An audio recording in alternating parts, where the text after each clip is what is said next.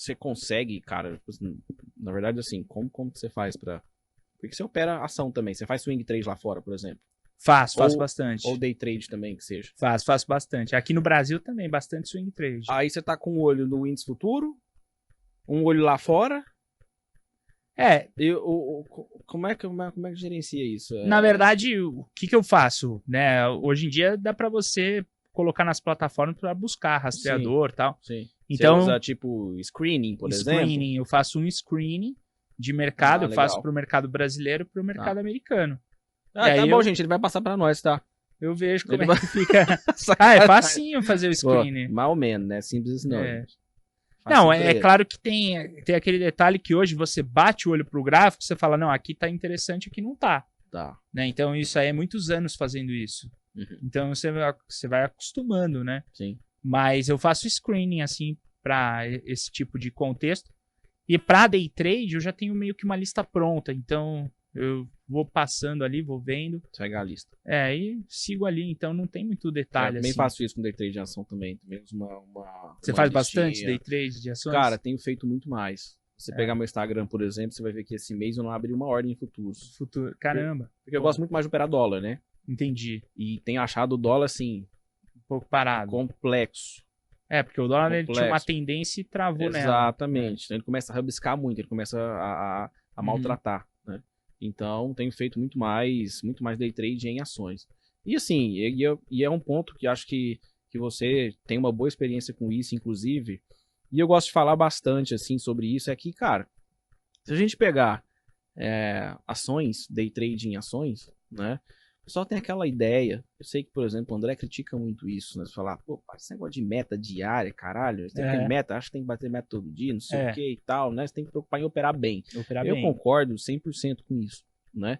Mas se a gente puxar pro lado de cá, vamos falar de meta diária, né? Cara, tem muitas vezes que os futuros podem estar ali complicados, né? Uhum. Cara, a ação te cobre tranquilamente, você consegue ter uma excelente performance, né? E uma coisa que eu tenho percebido, que eu não sei se você já percebeu, se você concorda com isso, mas é curioso. Os day traders de futuros, eles não perceberam ainda, a maioria não satina, não abre o leque, que nem abre tanto leque assim, né? É simplesmente abrir mais uma opção ali, que é operar o mercado à vista, enfim, de que ele pode alavancar em ação da mesma forma que ele se alavanca em futuros. Hoje em dia dá, Isso Entende? aí ajuda bastante. Então assim, ele fala, não, mas eu não tenho tanto dinheiro, mas eu opero 2 mini dólar. Eu falo, quanto você tem? Eu tenho 5 mil reais. Dá pra tá operar bom, ações. eu falo, você sabe quanto são 2 mini dólares? Né? Você tem noção de quanto já parou pra pensar? É 10, o pessoal erra, inclusive. Fala, 10 conto. O pessoal fala, é 10 mil reais? Não, cara, é 10 mil dólares. Um mini contrato de dólar é 10 mil dólares. Não, mas é que a corretora é 200 conto, então usa margem, né? Usa margem, né? Então, assim, acho que o trader, ele precisa abrir esse leque, né? Pra poder fazer, o swing trade eu não tenho tanto dinheiro, ok. Mas o day trade, cara. O day trade dá pra você fazer. Inclusive, quando eu comecei com o André, no projeto 10%, a minha proposta era uma sala exclusiva de ações. Porque é o André que tocava os futuros. Né? Então, eu fazia basicamente só ações junto com o pessoal. Legal. E como eu gosto muito do mercado de ações.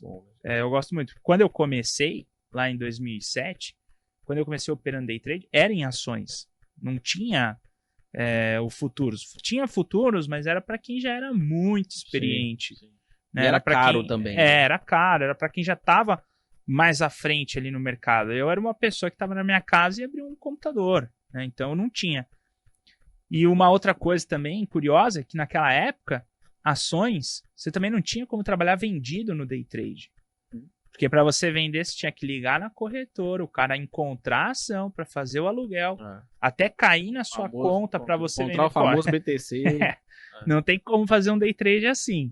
Então era só na ponta compradora. Então eu acho que isso forçava a gente a ser mais criterioso nos trades, obviamente. Então você não podia fazer qualquer coisa, né? Porque hoje em dia o pessoal opera qualquer coisa. Compra, vende ali. Né? Naquela época não dava para fazer isso. Né? De qualquer forma. Corretagem era R$18 por ordem, então uma corretagem alta, relativamente falando. E na época, então? Na época era O cara alta. pensa já R$18, cara, mas... pô, R$18 era grande. real, né? Opa, E então era uma outra, era muito diferente, sabe? Então isso daí trouxe para mim assim, mais, eu sempre tive assim maior aptidão para as ações, Tá. né? Então, inclusive quando eu comecei a operar no mercado americano, também foi operando mais ações. Tá. E o bom da ação é que raramente ela vai te quebrar, né? Você não vai quebrar assim, pô, quebrei operando ações, mas futuro você quebra. Né? Então, o futuro é bom, é maravilhoso, mas você tem que ter um pouco mais de experiência. Com certeza. Né?